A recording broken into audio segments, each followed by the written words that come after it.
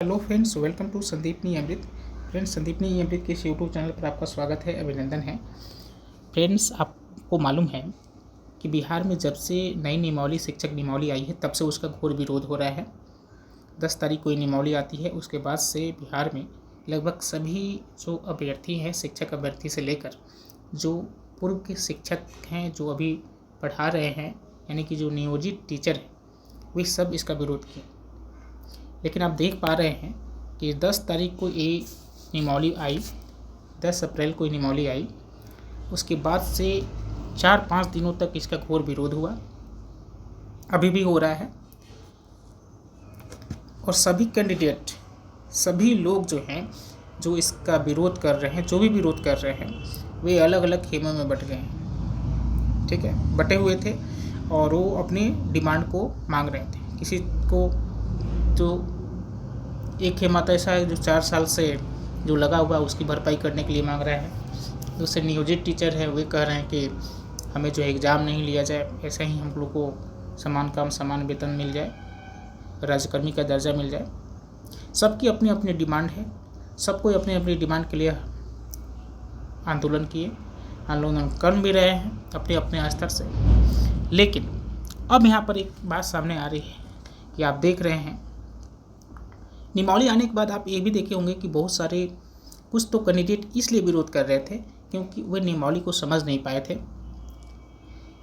बहुत सारे कैंडिडेट ये भी कह रहे थे कि उनके द्वारा विरोध किया जा रहा था क्योंकि वे समझ रहे थे कि ये जो शिक्षक की बहाली है उसमें जो है नियोजित टीचर का पद जो है सृजित होगा, मतलब वे भी इस पद पे आएंगे, यानी उसके जो 2.5 लाख बहाली होने वाली है उस पर नियोजित टीचर भी आ जाएंगे, उसको भरपाई कर लेंगे। तो कहीं ना कहीं उनकी भी संशय की स्थिति बनी हुई थी, कन्फर्मेशन नहीं थी।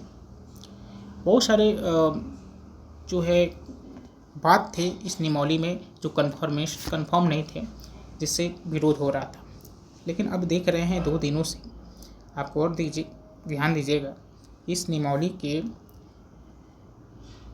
विरुद्ध में नहीं बल्कि इनके साथ जो है बहुत सारे लोग हो रहे हैं। और अब जो है, यानी कि अब जो है ये नियमावली के लिए, शिक्षक नियमावली का सभी लोग आदर कर रहे हैं और करना भी चाहिए, मेरे ख्याल से करना चाहिए।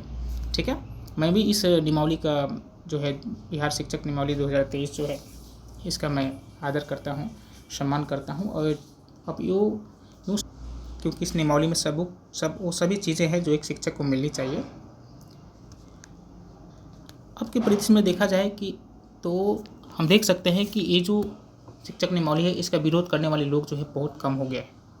ठीक है, क्योंकि जो सबसे ज़्यादा जो है नियोजित टीचर जो हैं उसका सबसे ज़्यादा विरोध कर रहे हैं और करना लाजमी है। उसमें भी आप देख पा रहे हैं कि वो भी 2 खेमों में बट गए हैं। एक खेमा ऐसा हो गया है जो कि पहले के जो टीचर हैं, यानी जो जिनकी बहाली जो है बिना टीटी के हुई थी, विदाउट सीटेट और बीटेट के हुई थी, सीटेट बीटेट के हुई थी। ठीक है, और एक ऐसे टीचर हैं जो सीटीटी पास और बीटीटी पास जो टीचर हैं, वे लोग 2 खेमों में बट गए हैं। ठीक है, तो एक ऐसे टीचर जो बिना सीटेट पास किए हुए हैं, बिना बीटेट पास हुए, बहुत पहले से जिनकी बहाली जो है मुखिया लोग किए गए थे, वे अलग अपना मांग रख रहे हैं। और उसमें भी जो नियोजित टीचर में जो सीटेट क्वालिफाइड थे, बीटेट क्वालिफाइड थे, यानी 2011 के बाद लगभग जो टीचर बहाल हुए हैं वे जो है अपनी अलग मांग रख रहे हैं। ठीक है,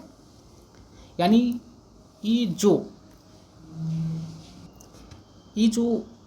नियम है, इस नियम के लिए लोग जो है जो कैंडिडेट हैं, जो शिक्षक अभ्यर्थी हैं, अपनी अपनी मांगों को लेकर प्रदर्शन कर रहे हैं। बट हम आपको बता दें कि अब ये नियमावली जो है वापस नहीं होने वाली है, क्योंकि जो भी इसमें जो बात समझ में नहीं आ रही थी, जो बात जो है टीचर अनुभवी थे नहीं समझ पा रहे, जैसे सीट का एक मामला था कि सीट क्या इसी सीट पर टीचर नियोजित टीचरों को भी वैकेंसी होगी, इसमें भी काउंट किया जाएगा।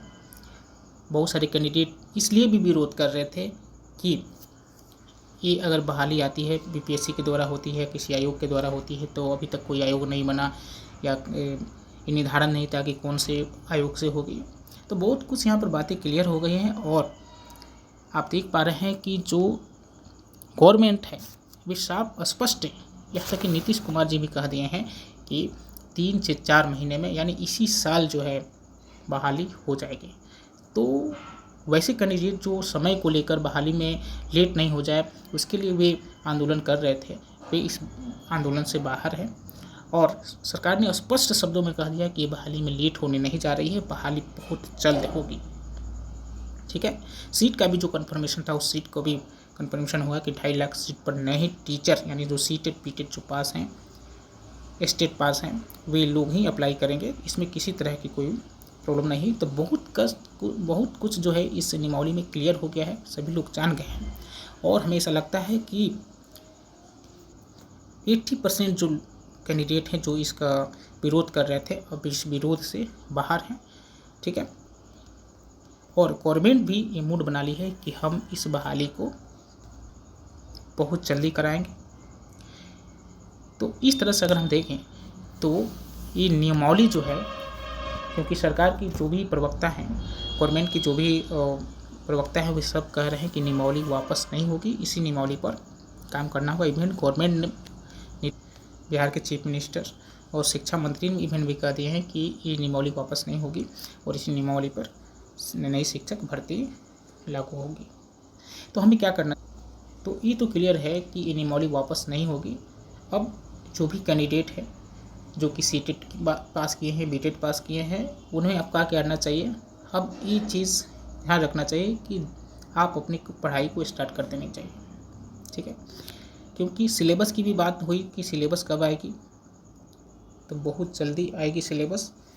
करीब उनका कहना है, गवर्नमेंट का कहना है कि 10 से 20 दिनों में यानी इसी मंथ के लास्ट में या नेक्स्ट मंथ के फर्स्ट वीक में जो भी है और सिलेबस आ जाएगी और उसी सिलेबस से एग्ज़ाम होगी। तो जो भी कैंडिडेट है उनको पढ़ाई अब स्टार्ट कर देना चाहिए। अब ये ख्यालात नहीं रखनी चाहिए कि अब नियमावली में कुछ चेंजिंग होने जा रही है। सीट का भी कन्फर्मेशन हो गया कि सीट जो है 2 लाख सीटों पर, 2.5 लाख सीटों पर जितनी भी बहाली हो रही है, जितने सीटों पर, वे सभी के सभी जो है बीटेट और सीटेट पास अभ्यर्थी, स्टेट पास अभ्यर्थी आएंगे और उनकी बहाली होगी।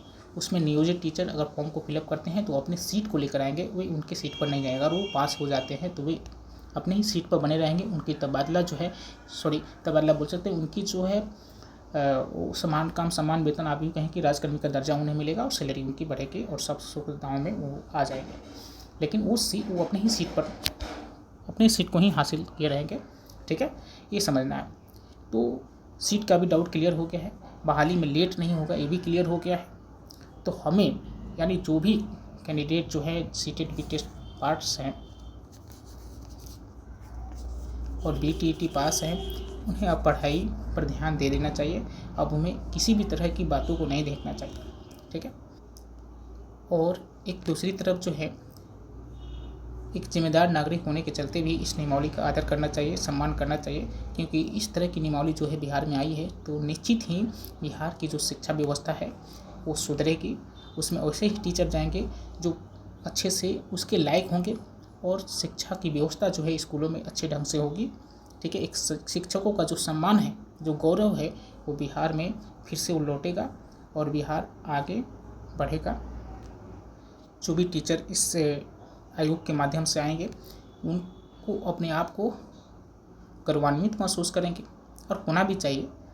ठीक है, और हमें ऐसा लगता है कि जो भी टीचर जो है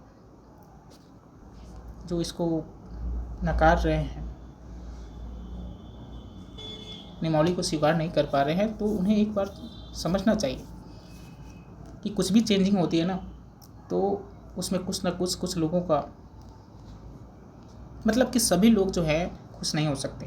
किसी भी नियमावली से, किसी भी कार्य से सबको खुश करना ये नामुमकिन है। जब भी कुछ चेंजिंग होती है, जब भी क्रांति होती है किसी भी कार्य में, तो सबको फ़ायदा हो जाए, सबके लायक हो, ये हो नहीं सकता।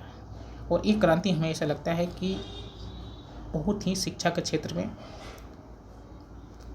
बहुत पहले हो जाना चाहिए था, लेकिन जो आज हुई है, अब हुई है, इसका स्वागत करना चाहिए, सम्मान करना चाहिए। फ्रेंड्स अभी जो है सिलेबस इसकी नहीं आई है अभी जो है, लेकिन इतना ध्यान रखना है कि अगर बीपीएससी के माध्यम से हो रही है तो आप जो है कुछ प्रीवियस ईयर के या फिर शिक्षक से संबंधित, इस शिक्षक का एग्ज़ाम है तो आप ये समझिए कि जो शिक्षक एग्ज़ाम पूर्व में हुआ है, जैसे प्रधान शिक्षक की बहाली हुई है, हेडमास्टर की सिलेबस दिया, बहाली तो उनकी नहीं हुई, और हेडमास्टर की बहाली हुई, प्रधान शिक्षक की सिलेबस दिया है तो आप उस सिलेबस को देख सकते हैं। सिलेबस में आपको बता दें कि 75 प्रधान शिक्षकों में 75 जीके जीएस से संबंधित प्रश्न पूछे गए थे, उसकी सिलेबस में थी, और 75 मार्क्स जो है डीएलएड से संबंधित थी, यानी डीएलएड जो डीएलएड में पढ़ाई जाती है, डिप्लोमा इन एलिमेंट्री एजुकेशन, उससे थी, यानी 75 जो है जीके जीएस, ठीक है, जीके जनरल अवेयरनेस आप कह सकते हैं, जनरल अवेयरनेस, उससे इसमें जो है ज्योग्राफी, मैथमेटिक्स, साइंस, हिस्ट्री, ये सभी सेक्टर से प्रश्न पूछा जाता है। और जो है डीएलएड में आप समझते हैं कि डीएलएड में जो इसकी पढ़ाई होती है, उसकी डीएलएड में जो आपकी सिलेबस में डीएलएड जो सब्जेक्ट आप पढ़ाएं, जो टॉपिक आपने पढ़ा, उससे प्रश्न 75 यानी कुल मिलाकर 150 प्रश्न थे।